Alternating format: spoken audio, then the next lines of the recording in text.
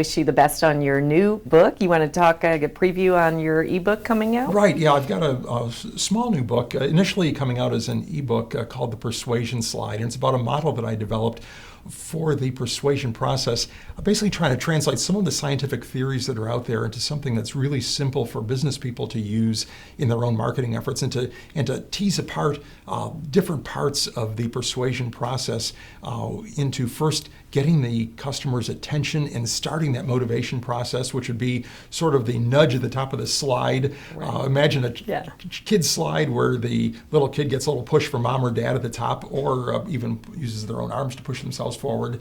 And then the motivation, which is sort of the angle of the slide, and gravity. Gravity is what they come to you with, what the customer's needs are, and you've got to focus your efforts on that. If not, you're working against gravity. But then it's also the motivation that you provide to get them moving down the slide to make that gravity most effective. So a steep slide is much better than one that has no slope at all.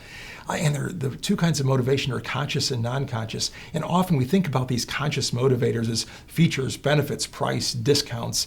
And those are so important to businesses. They often forget about the non-conscious motivators that are really extremely important. Those emotional triggers and all the other things that people have going on in their brains that will help that conversion process complete. And then finally, the most often overlooked element of persuasion is friction. And if you've ever seen a little kid get stuck halfway down a slide, you know that friction's a big factor. Maybe their clothes weren't slippery enough, or the slide was poorly maintained, and they get stuck. And that happens to an amazing degree in business. This year, the best estimate for the amount of money that will be left in e-commerce shopping carts every year is $4 trillion. Trillion with a T. It's bigger than the national deficit.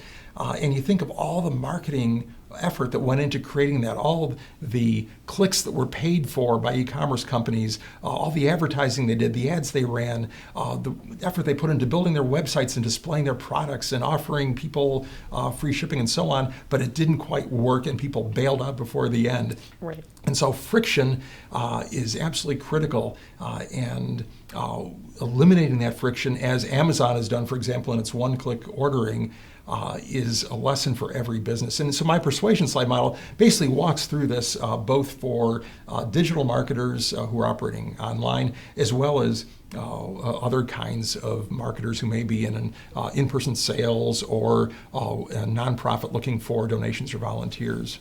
Well, great. Well, we look forward to having it. Oh, me too. I'm ready to have this out there.